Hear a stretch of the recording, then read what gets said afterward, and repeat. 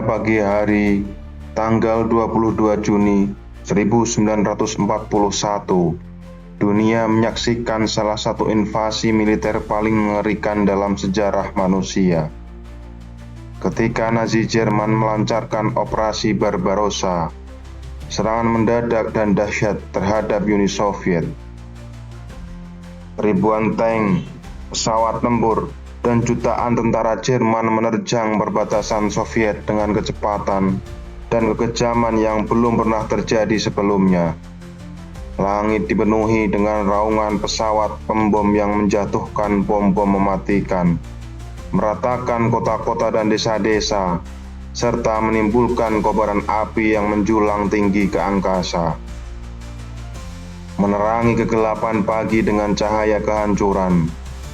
Di darat, barisan tank panser Jerman melaju tanpa ampun, menghancurkan segala yang ada di jalurnya, memecah pertahanan Soviet seperti ranting rapuh di bawah kaki raksasa baja. Tentara Soviet yang terkejut dan tidak siap berusaha mati-matian menahan laju invasi, tetapi mereka segera tersapu oleh gelombang serangan yang menghantam dengan kekuatan yang mengerikan. Desa-desa berubah menjadi lautan puing-puing, dan hutan-hutan yang lebat menjadi medan pembantaian di mana darah bercampur dengan tanah. Kejutan awal invasi membuat banyak komandan Soviet bingung dan tak mampu mengatur pertahanan yang efektif. Pasukan Jerman bergerak maju dengan kecepatan kilat, mengepung dan menghancurkan divisi-divisi Soviet dalam waktu singkat. Di Kiev, Minsk, dan Smolensk, ribuan tentara Soviet dikepung dan dihancurkan atau dipaksa menyerah, meninggalkan mayat-mayat yang berkelimpangan di medan perang yang kini sunyi. Hanya diselingi oleh suara tembakan sesekali dan jeritan dari mereka yang terluka. Kota-kota besar Soviet menjadi target serangan brutal, dengan Leningrad dan Moskow berada dalam cengkeraman ancaman konstan dari langit. Tangisan anak-anak yang kehilangan orang tua mereka dan ratapan mereka yang selamat dari rentuhan menambah nuansa neraka di bumi yang tercipta oleh serangan Jerman. Invasi Jerman ke Uni Soviet tidak hanya menandai awal dari perang total antara dua kekuatan terbesar di dunia, tetapi juga memperlihatkan kekejaman yang belum pernah terjadi sebelumnya. Orang-orang Yahudi, Roma, dan kelompok minoritas lainnya dikejar, ditangkap dan dieksekusi dalam kampanye genosida yang mengerikan, melampaui batas-batas kebiadaban. Hutan-hutan yang lebat menjadi saksi bisu dari kekejaman yang tak terbayangkan, dengan mayat-mayat bergelantungan di pohon-pohon dan sungai-sungai yang berubah warna oleh darah. Musim dingin yang keras di Rusia membawa penderitaan yang lebih besar bagi kedua belah pihak. Pasukan Jerman yang tidak siap menghadapi suhu dingin yang ekstrim mulai menderita, dengan ribuan tentara yang membeku hingga mati, peralatan militer yang tak berfungsi, dan suplai senjata yang terputus. Pertempuran di kota Stalingrad menjadi puncak dari kekejaman ini, dengan setiap jalan, setiap bangunan, dan setiap ruang bawah tanah menjadi medan pertempuran yang mengerikan. Pertempuran berlangsung dengan brutalitas yang tak terbayangkan. Kota ini menjadi kuburan raksasa bagi ribuan tentara dari kedua belah pihak, dengan mayat-mayat yang membusuk di reruntuhan gedung-gedung yang hancur. Bau kematian menyelimuti udara, dan suara ledakan serta tembakan menjadi latar belakang konstan dari neraka di bumi yang diciptakan oleh perang ini. Penduduk sipil yang terjebak di kota itu menghadapi mimpi buruk yang terus-menerus, kelaparan, penyakit, dan kekejaman tentara dari kedua belah pihak membuat hidup mereka menjadi penderita tanpa akhir.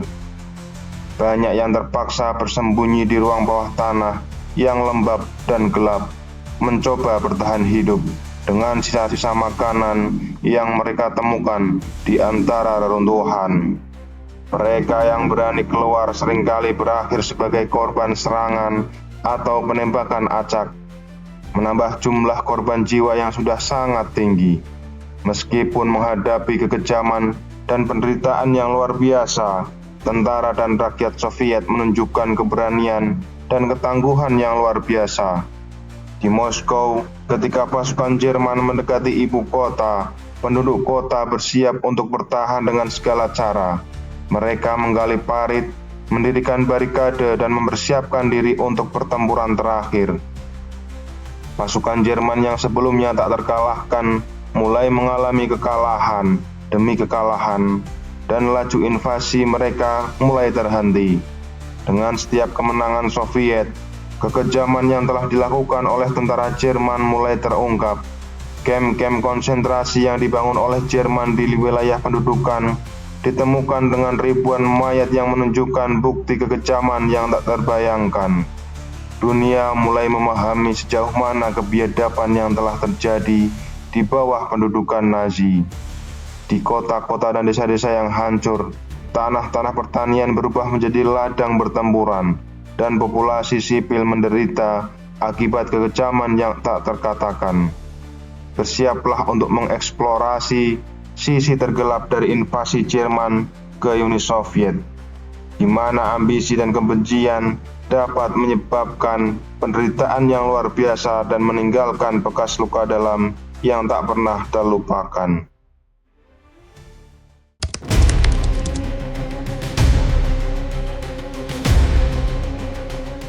Uni Soviet adalah diktatoran komunis yang berbasis di Moskow.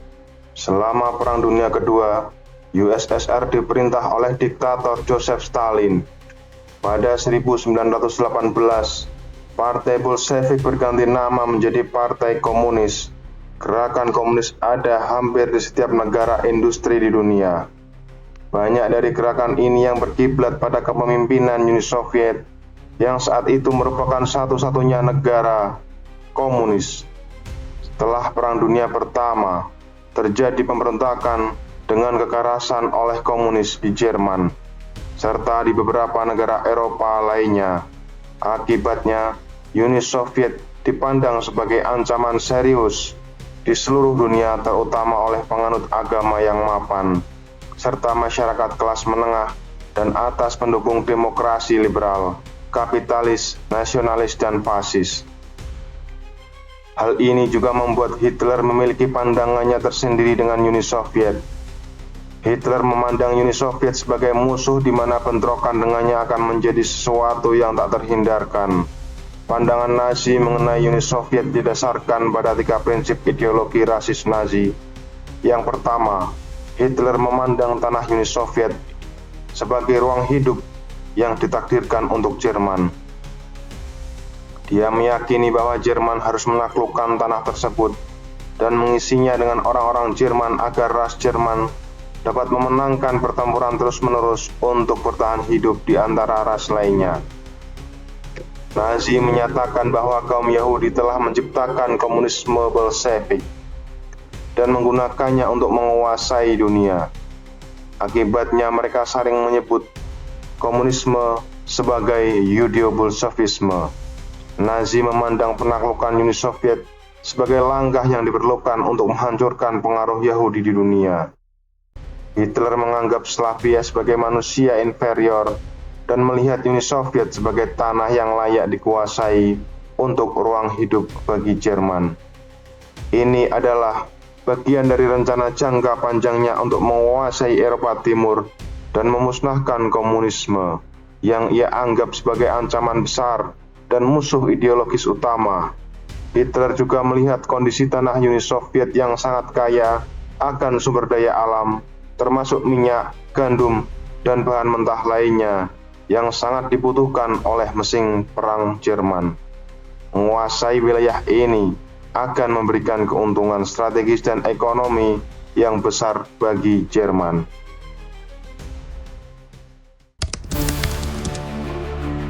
Pada tahun 1940, di tengah kegelapan Eropa yang terperosok dalam cengkraman Perang Dunia Kedua, Nazi Jerman di bawah pimpinan Adolf Hitler mulai mempersiapkan salah satu serangan militer paling ambisius dan mengerikan dalam sejarah.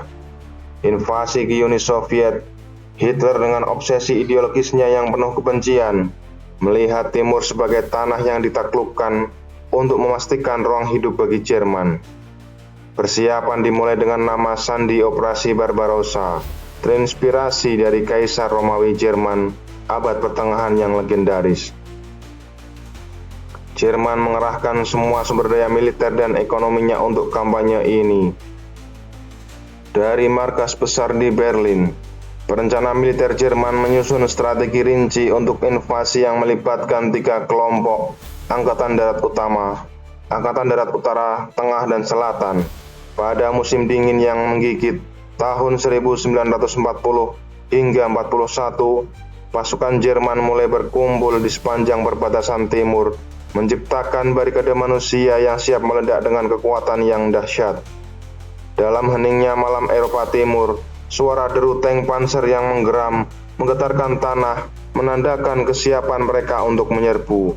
Pesawat-pesawat tempur Luftwaffe yang sebelumnya telah menghancurkan musuh di langit Eropa Barat, kini bersiap untuk menembus pertahanan udara Soviet yang luas namun rapuh. Di sisi logistik, Jerman melakukan mobilisasi besar-besaran. Ribuan kereta api dikerahkan untuk mengangkut peralatan militer, amunisi, dan persediaan di garis depan. Depo-depo suplai didirikan di sepanjang rute invasi yang direncanakan, menimbun bahan bakar dan makanan untuk menjaga keberlanjutan serangan kilat mereka. Di belakang garis depan, pabrik-pabrik Jerman bekerja tanpa henti, memproduksi senjata, amunisi, dan kendaraan militer dalam jumlah besar. Mesin-mesin industri berdenyut dengan irama perang, menghasilkan persenjataan yang akan segera mengubah landscape Uni Soviet menjadi neraka di bumi. Para prajurit Jerman yang kebanyakan adalah pemuda yang dibesarkan di bawah propaganda Nazi, dilatih dengan disiplin keras dan indoktrinasi ideologis. Mereka diberitahu bahwa mereka adalah bagian dari ras unggul yang ditakdirkan untuk menguasai dunia. Dengan semangat yang membara, mereka siap melaksanakan perintah pemimpin mereka tanpa ragu.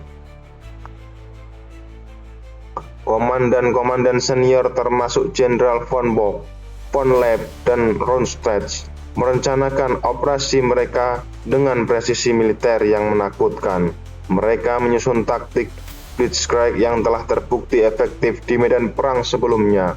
Serangan kilat dengan kecepatan dan kejutan sebagai elemen kunci akan menghancurkan garis depan Soviet sebelum musuh dapat mengorganisir perlawanan yang efektif.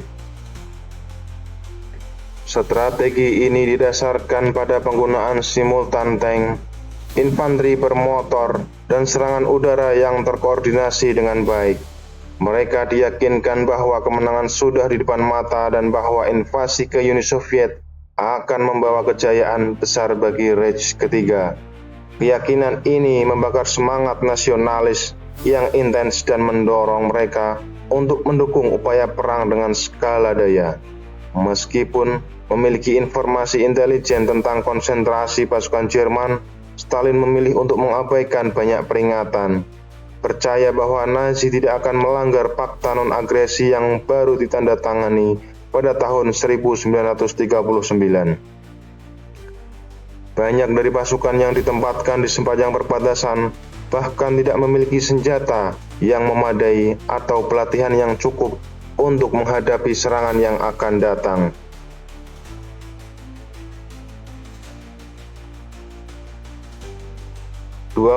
Juni 1941, kegelapan malam pecah oleh kilatan meriam dan deru mesin perang. Ribuan tank Jerman melintasi perbatasan Soviet, menabrak pertahanan pertama dengan kekuatan yang menghancurkan. Dalam hitungan jam, pesawat-pesawat Luftwaffe menghancurkan ratusan pesawat Soviet di lapangan terbang, menumpulkan kemampuan udara musuh. Tentara Jerman bergerak maju dengan kecepatan yang mengejutkan, menembus jauh ke dalam wilayah Soviet, sebelum tentara Soviet dapat mengorganisir respon yang efektif. Grup Angkatan Darat Udara di bawah komando Jenderal von Lepp melaju menuju Lindenrad, menghancurkan segala yang menghalangi jalan mereka. Kota-kota kecil dan desa-desa di sepanjang jalur mereka dibakar habis. Penduduknya dibantai atau dipaksa melarikan diri dalam ketakutan. Di selatan, grup Angkatan Darat Selatan dipimpin oleh Jenderal von Rundstedt menyerbu Ukraina, mengepung dan menghancurkan pasukan Soviet di sekitar Kiev dalam serangan yang brutal. Di tengah, grup Angkatan Darat Tengah di bawah komando Jenderal von Bock melaju dengan kecepatan kilat menuju Moskow. Pertempuran di sekitar Smolensk adalah salah satu yang paling berdarah, dengan ribuan tentara Soviet yang tewas atau ditawan. Pasukan Jerman melanjutkan maju, menginjak-injak mayat musuh mereka. Saat pasukan Jerman bergerak maju, mereka menghadapi perlawanan yang semakin keras dari tentara merah Soviet. Meskipun terkejut oleh skala dan intensitas serangan, tentara Soviet berjuang dengan gigih untuk mempertahankan tanah air mereka. Di setiap kota dan desa, pertempuran sengit meletus dengan tentara dan warga sivil Soviet berjuang mati-matian melawan invasi yang tak kenal ampun. Pertempuran seringkali berubah menjadi pertempuran jarak dekat yang brutal, dengan bayonet dan senjata api yang beradu dalam hiruk-pikuk kekacauan dan darah. Musim panas yang sangat terik dengan cepat berubah menjadi musim gugur yang dingin, membawa tantangan baru bagi kedua belah pihak. Pasukan Jerman yang terbiasa dengan kemenangan cepat mulai menghadapi kesulitan logistik yang semakin besar. Jalur suplai yang panjang dan kondisi jalan yang buruk memperlambat laju mereka. Di sisi lain, pasukan Soviet menggunakan waktu ini untuk memperkuat pertahanan mereka dan mempersiapkan serangan balik. Pada bulan Oktober 1941, Jerman meluncurkan Operasi Taipon dengan besar-besaran yang bertujuan merebut Moskow sebelum musim dingin tiba. Namun, cuaca yang semakin buruk dari perlawanan sengit dari tentara Soviet memperlambat kemajuan mereka. Suhu yang sangat rendah, salju yang tebal, dan angin yang menggigit membuat kondisi menjadi sangat sulit bagi pasukan Jerman yang tidak siap menghadapi musim dingin Rusia yang brutal. Di Moskow, Jenderal Zhukov mengorganisir pertahanan yang gigih. Dengan pasukan cadangan yang dibawa dari timur, Soviet melancarkan serangan balik yang menghentikan laju Jerman. Pertempuran di sekitar Moskow berubah menjadi pertempuran gesekan yang brutal, dengan korban jiwa yang sangat tinggi di kedua belah pihak. Pasukan Jerman kelelahan dan kedinginan, dipaksa mundur oleh serangan balik Soviet yang penuh semangat dan kegigihan. Musim dingin 1941 hingga 42 adalah mimpi buruk bagi tentara Jerman. Suhu yang sangat rendah membuat banyak tentara Jerman mati membeku. Kendaraan dan peralatan militer menjadi tidak berfungsi karena cuaca ekstrim. Kekurangan suplai dan makanan membuat kondisi semakin memburuk. Tentara Jerman yang sebelumnya penuh dengan semangat kemenangan, kini berjuang hanya untuk bertahan hidup dalam kondisi yang sangat keras. Di sisi lain, perlawanan Soviet semakin kuat. Tentara Merah didukung oleh persediaan yang semakin baik dan taktik yang lebih efektif.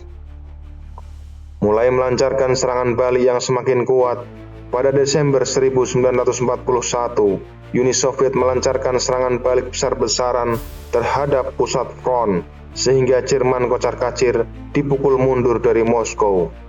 Jerman memukul mundur serangan Soviet berikutnya di wilayah utara dan selatan front, namun mereka membutuhkan waktu hampir 2 bulan untuk menstabilkan front timur di kota Smolensk. Mereka kemudian berkumpul kembali dan berencana untuk melancarkan serangan kembali. Pertempuran di front timur berubah menjadi konflik yang brutal dan berdarah, dengan kedua belah pihak berjuang mati-matian untuk setiap inci tanah. Invasi yang awalnya direncanakan sebagai serangan kilat yang cepat berubah menjadi perang gesekan yang panjang dan melelahkan.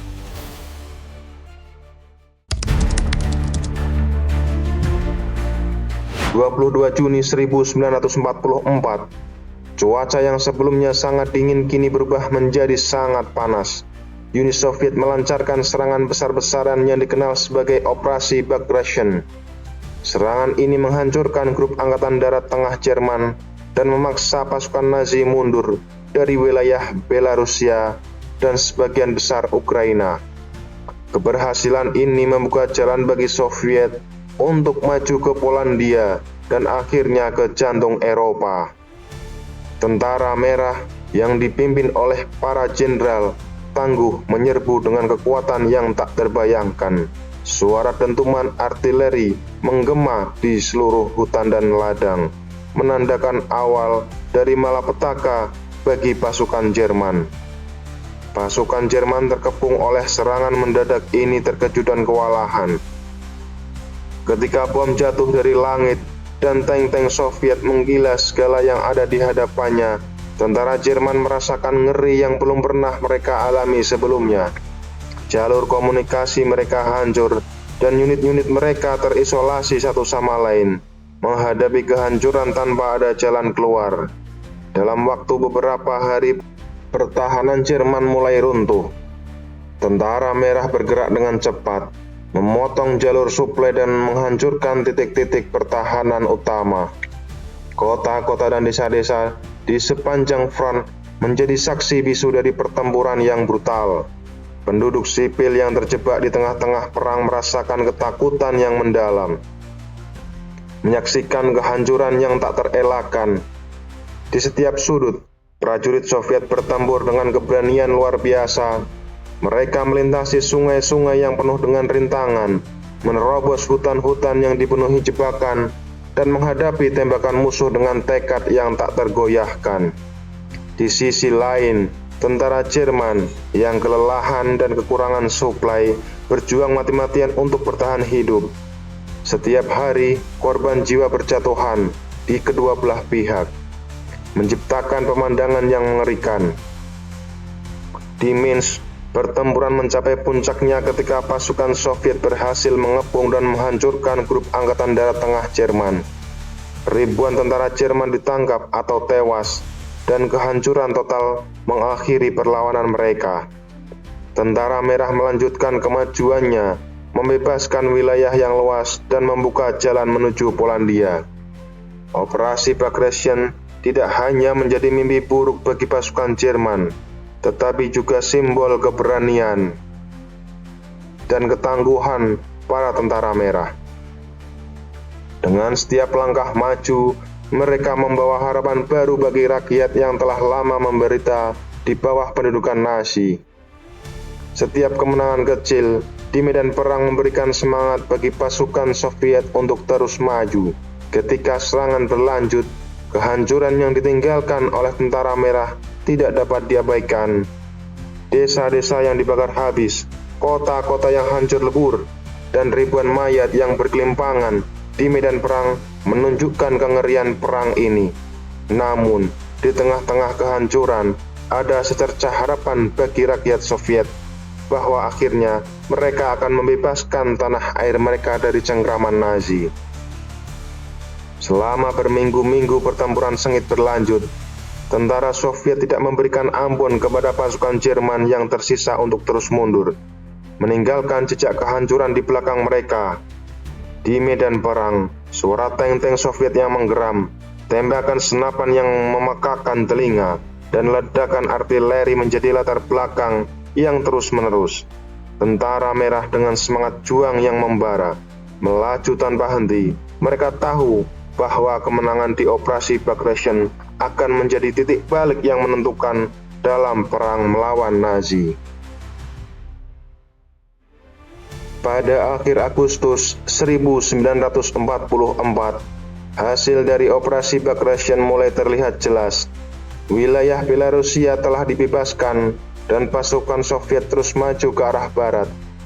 Kehancuran grup Angkatan Darat Tengah Jerman adalah pukulan telak yang tak dapat diperbaiki. Hitler dan para pemimpin Nazi lainnya terkejut dan putus asa, menyadari bahwa kekuatan mereka di timur telah hancur. Bagi tentara Merah, Kemenangan dalam operasi Bagration bukan hanya tentang merebut kembali tanah yang hilang, tetapi juga tentang membalas dendam atas penderitaan yang dialami rakyat Soviet.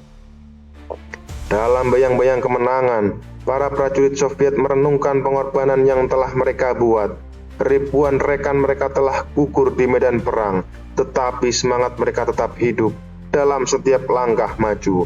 Setiap kemenangan di medan perang membawa pasukan Soviet lebih dekat ke Berlin, di mana pertempuran terakhir yang menentukan akan terjadi. Tentara Merah dengan tekad yang tak tergoyahkan, siap menghadapi tantangan apapun yang ada di depan mereka.